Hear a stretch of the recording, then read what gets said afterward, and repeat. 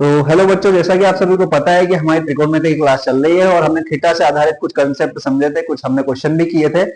इसी थीटा के कंसेप्ट पर आधारित मैं आज का आपका एक और क्वेश्चन लेके आया हूं, जिसमें आपके थीटा से संबंधित सारे के सारे डाउट क्लियर होने वाले हैं और सारी चीजें आपको क्लियर हो जाएंगी एकदम बेसिक से। मैं आपको इसमें क्वेश्चन को बताने वाला हूँ, जिससे कि आपके 8.1 में आधारित सभी क्वेश्चन बनने वाले हैं। तो आइए शुरुआत करते हैं आज अपनी क्लास में आपके लिए मैं पहला क्वेश्चन लेके आया हूँ। पहला क्वेश्चन है हमारा कि त्रिभुज एबीसी में जिसका कोण बी समकोण है। कोई एक त्रिभुज है जिसका कोण बी क्या दिया है, कोण बी समकोण है। अब कोण बी समकोण है और टेन ए बराबर हमें दे दिया है, टेन ए बराबर दिया है 1/3। तो निम्नलिखित के मान ज्ञात करना। अब इसमें हमें दो क्वेश्चन बना के दिए। साइन ए, यहाँ पे आपका थीटा है ए, लेकिन कॉस सी, थीटा क्या है आपका सी। तो इस सवाल में आपके सारे के सारे कंसेप्ट एकदम क्लियर होने वाले हैं। आइए शुरुआत करते हैं। तो सबसे पहली चीज है कि हम एक समकोण त्रिभुज बनाते हैं। समकोण त्रिभुज में क्या होगा कि समकोण त्रिभुज में आपको यहाँ पर टेन ए बराबर 1/√3 दिया है। तो 1/√3 आप कैसे सेट करते हो, जैसे देखिए कि समकोण त्रिभुज बनाएंगे। यहाँ पर हमारा जो थीटा है, जैसे थीटा क्या है टेन ए के अंदर, ए हमारा थीटा है, तो हम क्या करते हैं ए को यहां बना लेते हैं। कारण उसका यह है कि थीटा के सामने वाली भुजा आपकी बन जाती है लंब, तो ये हमारा हो जाएगा लंब, ठीक है। और लंब हो जाएगा लंब, और ये होता है आपका टेन थीटा क्या होता है, लंब बटे में आधार, लंब बटे आधार। यदि लंब बटे आधार हो जाएगा तो इस हिसाब से आपका जो लंब होगा ये क्या होगा, लंब हमारा हो जाएगा थीटा के सामने वाली भुजा लंब मतलब एक, आधार हो जाएगा आपका कर्णी 3। यदि आपने यहाँ पे ए बनाया है और हमें बोला है कोण बी समकोण है, मतलब बी यहां पर बनेगा और ये हमारा बनेगा सी, ठीक है। तो 1 कर्णी 3 और ये अपने को कर्ण एसी है, कर्ण अपने को निकालना पड़ेगा, ठीक है। सबसे पहले हम लिख लेते हैं क्वेश्चन कैसे शुरुआत करेंगे। क्वेश्चन की शुरुआत आप करेंगे हल के साथ, फिर लिखेंगे हम दिया है त्रिभुज ए बी सी में, त्रिभुज एबीसी या समकोण त्रिभुज एबीसी में कोण बी समकोण है, ठीक है, कोण बी समकोण है। टेन ए बराबर हमें दिया है 1/3। अब 1/3 दिया, 1/3 क्या होता है, लंब बटे में आधार। इस हिसाब से हमारा जो लंब होगा ये होगा अनुपात में है, इसलिए आपको ये अननोन राशि यहाँ पे ले लेंगे, 1 के हो जाएगा और हमारा हो जाएगा आधार, आधार हमारा क्या होगा कर्णी 3 के। अब हम लगाते हैं पाइथागोरस प्रमेय। अच्छा, एक चीज और आप यहाँ पे लिख लेंगे, क्या ज्ञात करना है आपको, ज्ञात करना है क्या निकालना है, साइन ए इंटू में cos C plus cos A और साइन सी, ठीक है। ये वैसे को सेट करने वाले हैं। अब लगाते हैं समकोण त्रिभुज ए बी सी में पाइथागोरस प्रमेय से। पाइथागोरस प्रमेय क्या कहती है, पाइथागोरस प्रमेय लगाएंगे तो कर्ण का स्क्वायर बराबर लंब का स्क्वायर प्लस आधार का स्क्वायर। ये तीनों चीजें रखने के बाद आप क्या करेंगे, जो चीजें जिसके नीचे है उसको रखेंगे।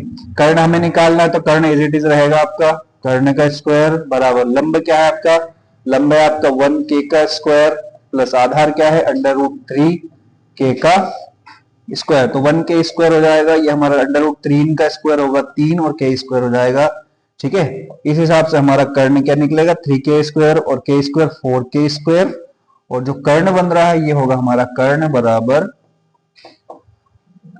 कर्ण का स्क्वायर है और स्क्वायर हो जाएगा तो आपका वर्गमूल में बदलेगा 4 और ये हमारा हो जाएगा k स्क्वायर, मतलब ये हो जाएगा 4k स्क्वायर। तो कर्ण की वैल्यू क्या निकलेगी, कर्ण आपका आने वाला है 4 का वर्गमूल होता है 2 और k का स्क्वायर का वर्गमूल हो जाएगा k। तो ये कर्ण आ गया आपका 2k। हमें जो निकालना साइन ए कोस सी साइन सी। अब सीधी सी चीजें, सबसे पहले मैं आपको इनको अलग अलग निकाल के दिखाता हूँ। यदि आपके कंसेप्ट क्लियर है तो आप डायरेक्टली इसके अंदर भी रख सकते हैं। अब हम कर रहे हैं सबसे पहले साइन ए। अच्छा, आपको पता है कि थीटा के सामने वाली भुजा क्या होती है, लंब होती है। थीटा आपका ए है, यहाँ पर ए के सामने वाली भुजा लंब, और साइन होता है लंब बटे में कर्ण। तो लंब कितना है आपका 1k, कर्ण कितना आया भी आपका 2k, के से के कैंसिल हम करेंगे तो बचेगा कितना, 1/2। फिर हमें चाहिए कॉस सी, तो कॉस सी का मान कैसे निकालेंगे, कॉस बराबर होता है आधार बटे में कर्ण। तो आधार बटे में कर्ण, अच्छा थीटा क्या है आपका, सी है, इसका मतलब होगा थीटा के सामने वाली भुजा ये वाली होगी लंब, और लंब से ही चिपका हुआ 90 डिग्री के पास रहता है आधार।